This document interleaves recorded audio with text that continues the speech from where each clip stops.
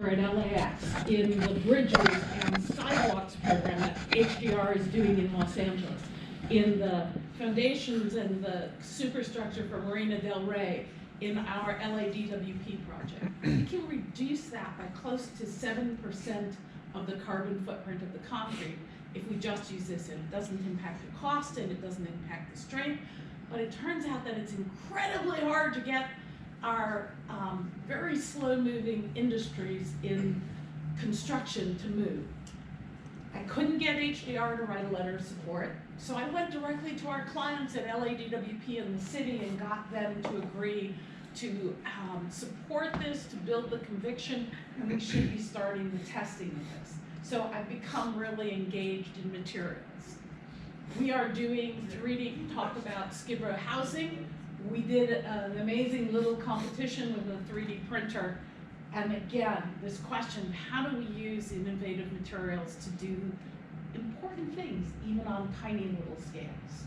So I gotta say, HDR lets me play in an array of arenas where I feel like what we're doing really matters. And materials and technology and integration is kind of my hotspot. Thank you.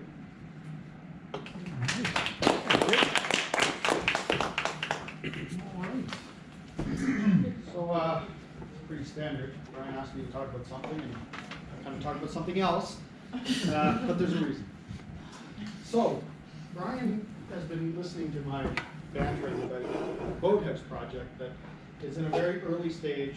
There's not enough to really show, to be honest. So, I kind of went back a step, and I thought I'd talk about our house. And if there's an idea to make something exclusive today, I thought I'd show you guys something that I guarantee no Canadian has ever seen in this room. And it's kind of sitting right here, and I'll talk about it in a minute.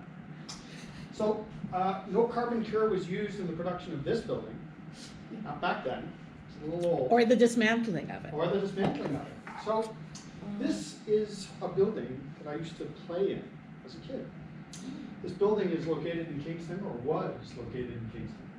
And I thought I'd take what Brian asked each of the three of us to talk about and maybe go right back to kind of the thesis of that first slide this morning.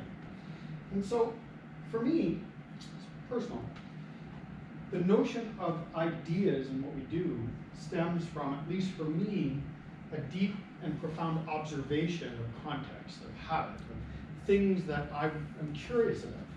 And, as I stated a few times earlier, also about having an opinion about that. Design, and this is again personal, for me is about memory. I just did it. I started with a childhood memory right here on the screen.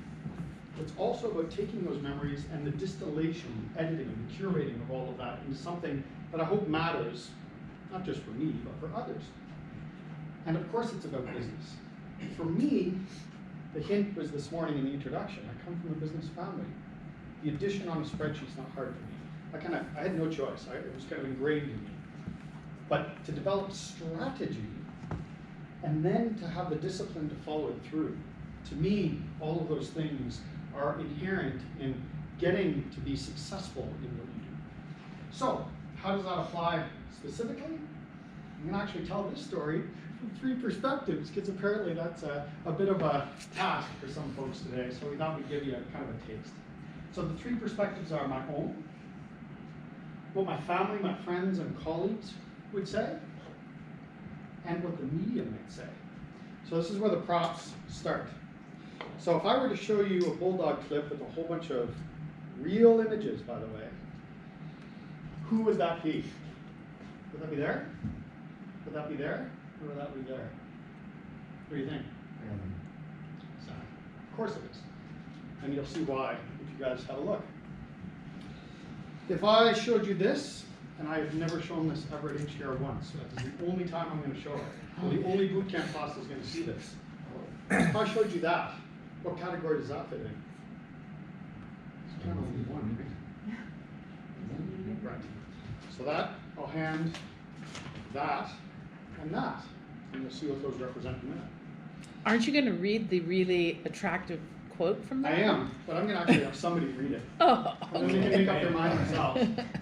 I'll let you figure that out in a minute. So here's my version.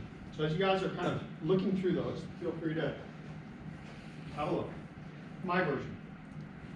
So there was a red dot on the screen before. I kind of got a giggle because I didn't quite notice that until just now, but fair enough. This is Kingston. Kingston has a lot of water. A little farther down off the map, not very far, is Syracuse, by the way. It's only an hour and 45 minutes away. Correct, exactly. Anybody gather, can guess what that red dot is? Sort of.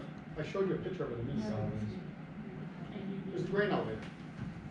So that's where the grain elevator sits in Kingston, Fort Sac. We zoom in there for a minute. This place is called Elevator Bay. It's only called that to a local, not on a map or anywhere else. So if, to a Kingstonian, you say, we're going to Elevator Bay, you know, the older generation will know where that is. And that's the name of our house.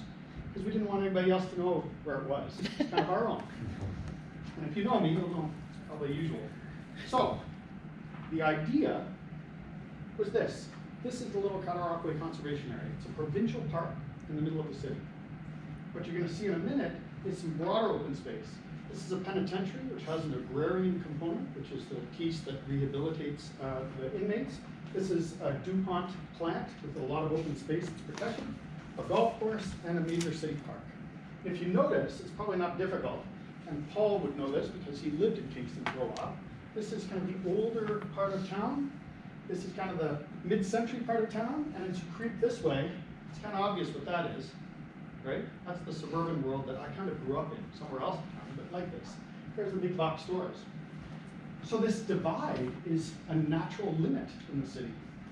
And anybody hazard a guess as to what that dot is? It's the house. Correct, it's the site that I was lucky enough to acquire, and it's the reason why I actually moved from Toronto in that job that Paul had mentioned.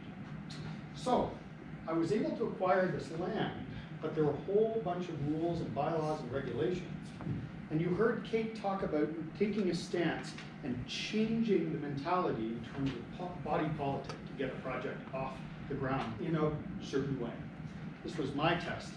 I just didn't quite know it. So, what I had realized was that this line and this kind of space were the origin of the agrarian landscape, the open space that was very industrial, and the transformation over time of that into a regenerated forest.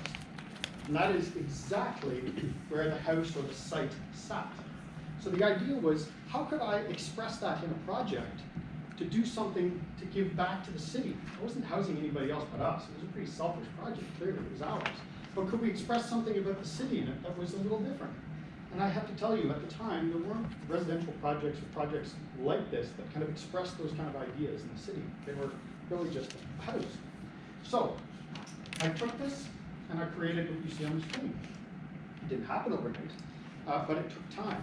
And so, I actually broke this material in a steel shop, myself, with my own 2 hands. I couldn't buy this cladding. I didn't, you know, there's no way to, or I certainly couldn't afford zinc or any of that stuff. But I actually just found a way to figure out how to make it, and I just made it. And I thought this would rust by now. And there's not a speck of rust on it. It's amazing. Very lucky. And this obviously is the other side of the house, so you can probably see the divide right in the image, right? Excuse me. And so that's the design. The business is probably best captured in this very bizarre image. So can anybody hazard